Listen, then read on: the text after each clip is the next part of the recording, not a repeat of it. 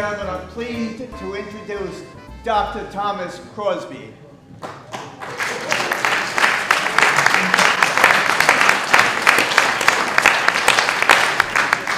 Well, good evening, everyone, and thank you for that rousing introduction. I was an artiste member here at the Providence Art Club back in 1918. Certainly, many of you must have paintings of mine in your homes, yes? Anyone? Anyone? Oh, how unfortunate. Anyway, my friends call me Crosby, but you may call me Dr. Crosby or Professor Crosby. You see, I was a professor of theater at Brown University. I was a thespian, you may say, and art was my life. But enough of all that. We are here tonight to celebrate the life of a dear, dear old soul and a dear, dear old friend of mine, Miss Angela O'Leary. To truly understand Angela, you must understand what it was like in 1921, the year my dear friend departed this world. If you will allow me, I would like to take you back in time to 1921, 100 years ago. Would that be okay? Sure. Splendid! So, 1921, the Great War had ended just 3 years ago. It was the start of the Roaring Twenties. Author F. Scott Fitzgerald named this period the Jazz Age. Georgia O'Keeffe, the mother of American modernism, was just 33 years old. And the Harlem Renaissance, considered the golden age of African American culture, was in full swing. In January of 1921, my hero, Charlie Chaplin, released the silent film The Kid that he wrote, produced, directed, and starred in. It cost an unimaginable $250,000 to produce, but it grossed $5 million. In March of 1921, Congress approved the burial of an unidentified soldier from World War I at Arlington National Cemetery. The inscription on the tomb reads, "Here rests in honored glory an American soldier, known but to God." That same month, President Woodrow Wilson left office and was replaced by Warren Harding, who was sworn in as president on March 4th. This was the first time American women had won the right to vote.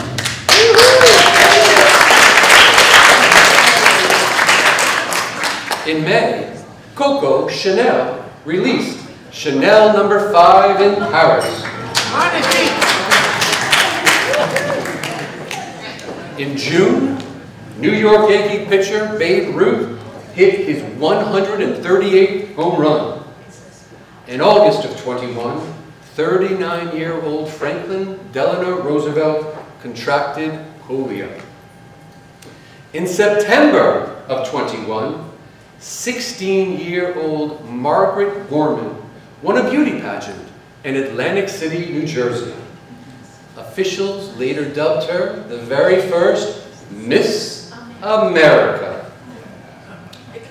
And finally, on October 1st, 1921, 100 years ago, this very night, there was a party at the Providence Art Club.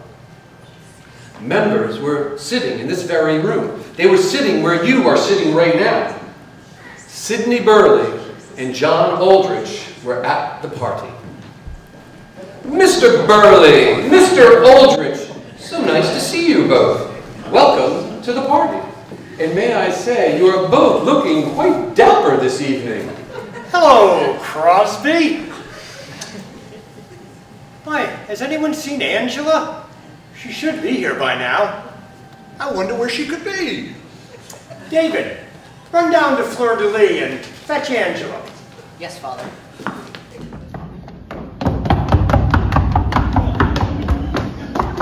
13-year-old David Aldrich, John's son, left the art club that evening, ran down Thomas Street, into the Fleur de Lis, up one flight of stairs, and found Angela on the floor of her studio, unconscious. He then ran back to the club. Father, come quick. I think something's wrong with Miss O'Leary. Oh my God. Oh my God.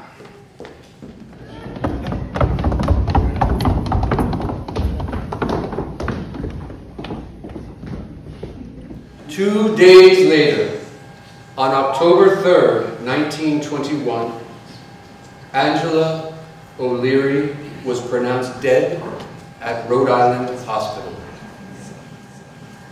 A month later, the Angela O'Leary Memorial Exhibition opened in this very room. The exhibition featured 139 paintings hung on these very walls. Among them were two portraits of Angela, one by Sidney Burley and the other by Carl Nordell, titled The Pink Scarf. The Pink Scarf was listed as painting #1 in the Memorial Exhibition catalog. Over the past century, rumors have persisted that Angela's ghost still haunts the halls of the Providence Art Club. Having known Angela, I can tell you this. If her spirit is still lurking about, this is where she would be.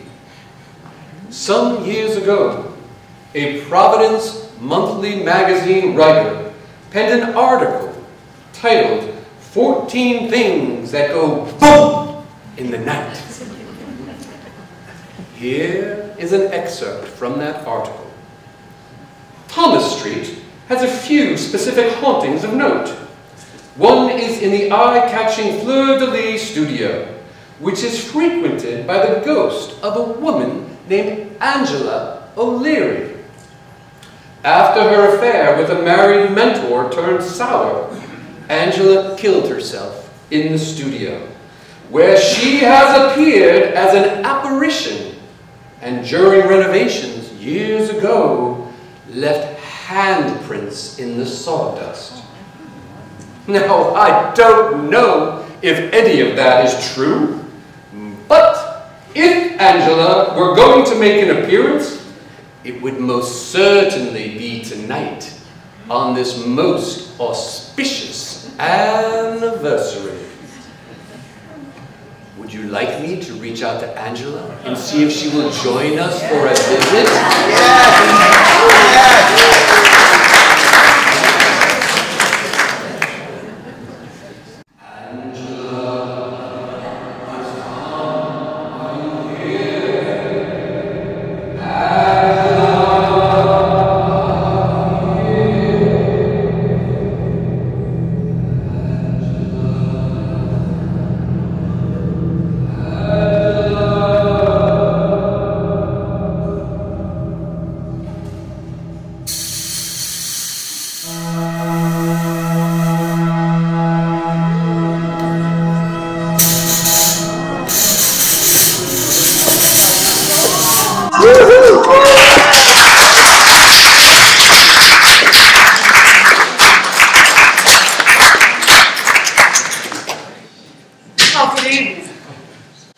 Enjoying yourselves? Oh, yes. Did you happen to see the show?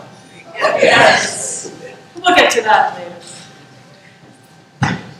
One thing I'd like to know is how do you get a drink around here? Your usual Miss O'Leary. Oh, Mr. Borges. Yes, please. Oh, Mr. Borges. You know me better than that. Is this what you call a whore nowadays?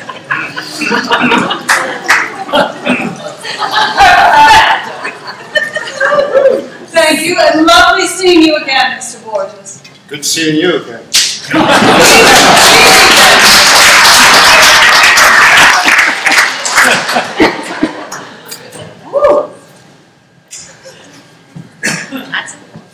Do you know during the Prohibition, I was forced to live on food and water for days. It was terrible.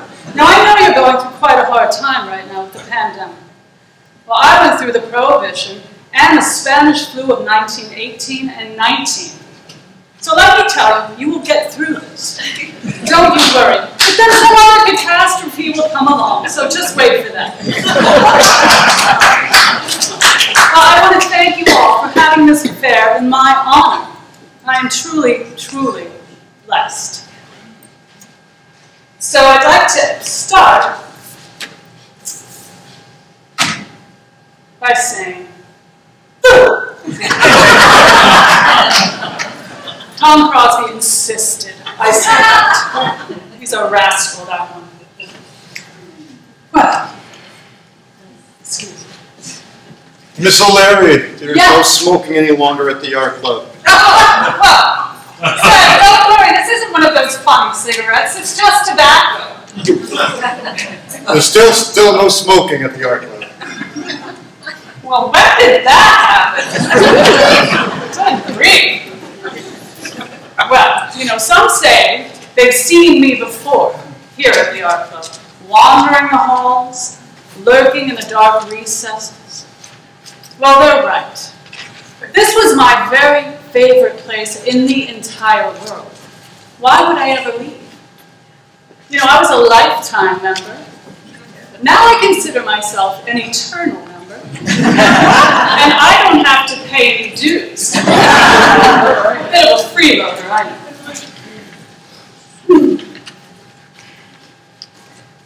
So this affair reminds me of so many parties and events back when I was here at the Art Club in the early 1900s. I remember one event in particular. It was an Italian party, Italian-themed evening. We had the long table, white tablecloth, candelabras, plates full of cheese, and bread, and grapes, all the Italian fare. We had course after course. And of course, bottle after bottle after bottle of the finest wine we could get our fingers on. Another night I remember was a party I gave for 14 of my nearest and dearest. It was March 14, 1917, in honor of St. Patrick's Day. And of course, Tom Aldrich was there. I make sure he sat right next to me because he was always so funny, and we were thick as thieves. And of course, John Aldrich was there, and Sidney Burley was there. He was reading poetry aloud to the group by an Irish poet named Maura O'Neill. I remember it like it was yesterday. Beauty is a Flower by Maura O'Neill. Youth is for an hour, beauty is a flower, but love is a jewel that wins the world. Youth for an hour, and the taste of life is sweet. Alice was a girl that stepped on 2 bare feet. In all my days I never seen one as fair as she. I'd have lost my life for Alice, but she never cared for me.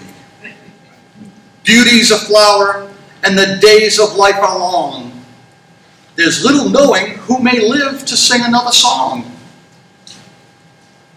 For Alice was the fairest, but another is my wife, and Mary, God be good to her, is all I love in life. Youth is for an hour. Beauty is a flower, but love is a jewel that wins the world.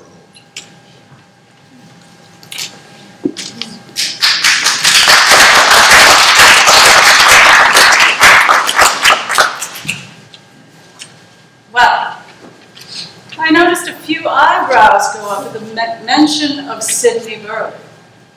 And I know why. I am well aware of the gossip and the scandal. Oh, that scandal has some legs. It is alive and kicking over 100 years later. Did Angela O'Leary have an affair with married Sidney Burley? Well, the first time I met Sidney Burley, he looked me up and down, and he said, "Why, Miss O'Leary, you are one saucy little minx." Oh, he was right. But I said, "How dare you, Mr. Burley?" And I slapped him right across the face. Oh, I'm just kidding. That never happened. But I had to. I know. You all want a little tasty morsel of gossip to chew on. Well, it's a mystery. And I think it should remain a mystery because mysteries are far more interesting. And besides, I would never kiss and tell.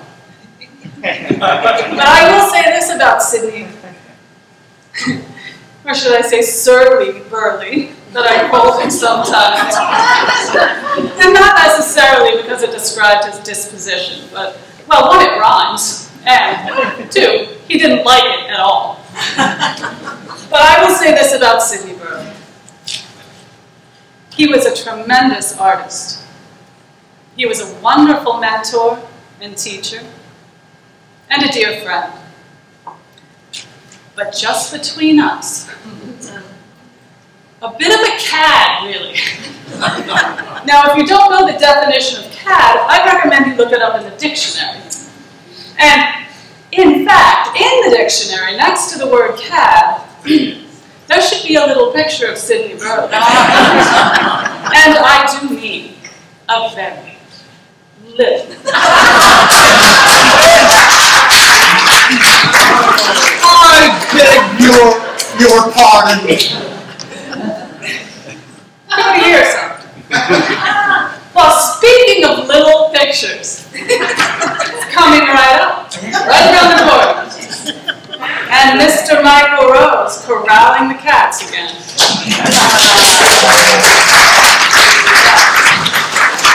Well, my hat is off to you. That is not a rodeo I would have wanted to be in charge of, so good luck. But I'll tell you, that stems back from my era. We had the same show we started. It was called the Thumbnail Show. Same premise, the walls, floor to ceiling, side to side with small artworks priced to sell at the Christmas season. And I loved it because I was a painter of small pictures, so I always had some extra things to contribute to the show. And it was quite a moneymaker.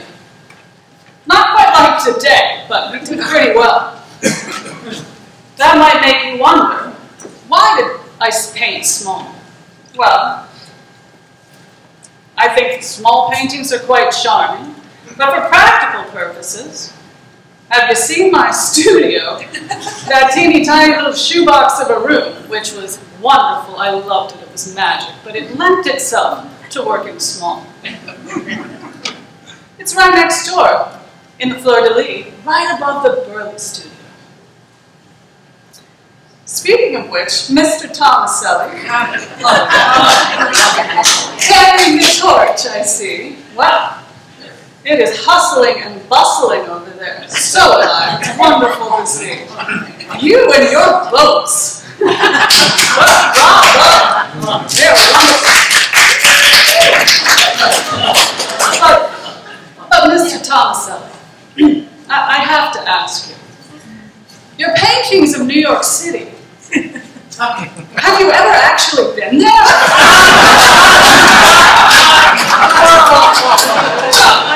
I assume it's artistic license, but...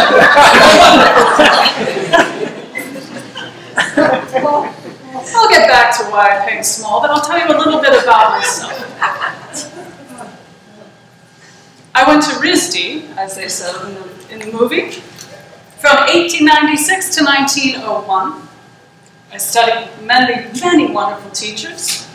Studied with Cyrus Farnham, Stacy Tolman, Frank Marshall, and of course, Sidney Burley. I studied anatomy, which I loved. I studied painting and drawing, illustration, and of course, watercolor. In 1900, I was in a show here at the Providence Art Club, but it was a show with the Providence Watercolor Club. They had their annual exhibition here, and I had 2 pieces in the show, and I made the papers. There was a little blurb in the Providence Evening Herald, and it said, "New exhibitioner, Miss Angela O'Leary, shows strong bits in landscape work." Well, strong bits, I still don't know what they meant, but I was thrilled. I was 23 years old. It was the beginning of my career as an artist. Yes, and I was very proud. Another review I remember was, ironically, probably the last review. It was 1921, the last year of my life. I was in a show in Boston at the Gray Gallery, and the Boston paper called the Transcript wrote a very favorable review. In the assortment of merits and qualities belonging to the outfit of Miss Angela O'Leary, a Providence painter who is now making her first exhibition in this city at the Gracehorn Gallery on Stewart Street, we notice with pleasure a well-developed sense of humor which invests her picturesque street scenes painted in many cities at home and abroad with a sort of amusing quality, in addition to a nice tonality and pleasant, low-toned color. The pictures, 50 in number, are watercolors, and for the most part, cabinet-sized, very unpretentious, and very well-painted.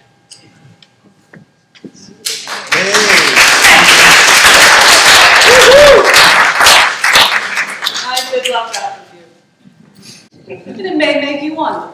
Things were going so swimmingly for Miss Angela O'Leary. So what happened? Well, that is a very complicated conversation. I know that it's speculated that I killed myself because I was suffering from a broken heart. Well, all I can say to that is if everyone who suffered a broken heart thought that was cause to kill themselves, there wouldn't be very many people left in the world. No, I think it's something far more old and deep, unhealed, unaddressed. In my era, we didn't talk about your feelings. We didn't have any access to, or much access to, or even awareness of what you call mental health. There were therapists. We called them head doctors. And if you were seeing a head doctor, you probably didn't want anyone to know it. There was a stigma. So you kept it quiet. You suffered in silence.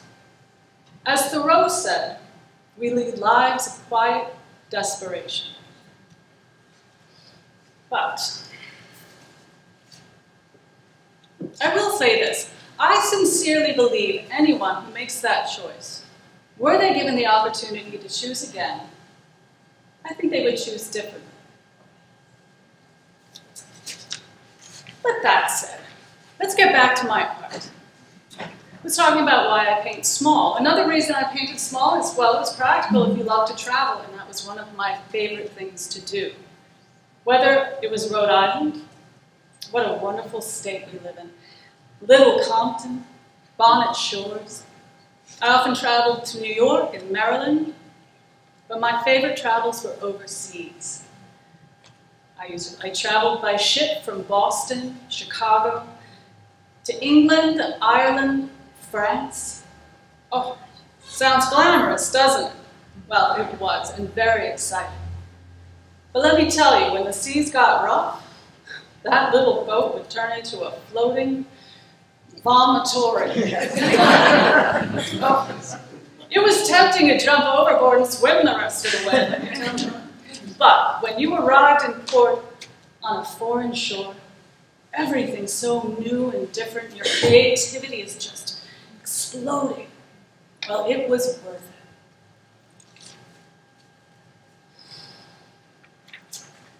it. I want to say something about this painting, because I'm very proud that Carl Nordell wanted to paint me, and what a beautiful job he did. And when you look at this painting, I want you to see an artist who was vibrant, adventurous, talented, independent, full of light and love, because that is who I was, and that is how I want to be remembered. And before I go tonight, I would like to make a toast. I would like to make a toast to all the members of the Providence Art Club since 1880. Isn't that amazing? I would also especially like to make a toast to the staff. To the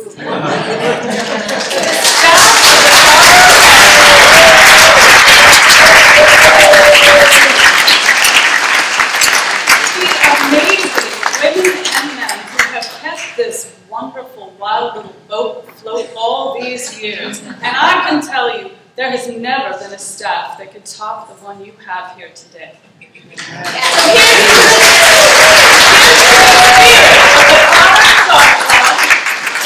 Cheers! And don't think this is the last time you'll see me. So until we meet again, good night.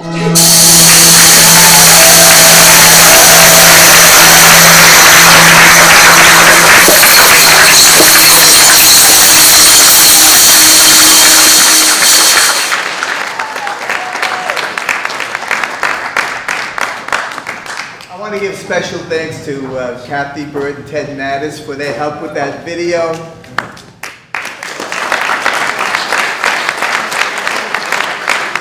The videography and editing were done by our very own amazing Kathy Hodge. Thank you, Kathy. Now I'd like to bring out our ensemble cast. Chris Ratcliffe as Dr. Tom Crosby.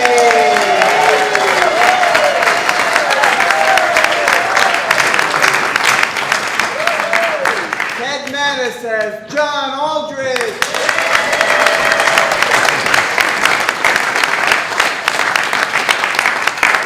Tom Monahan as Sidney Burley.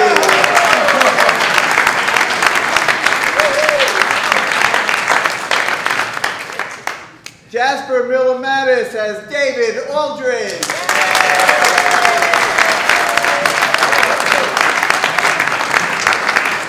Seth Borges as himself.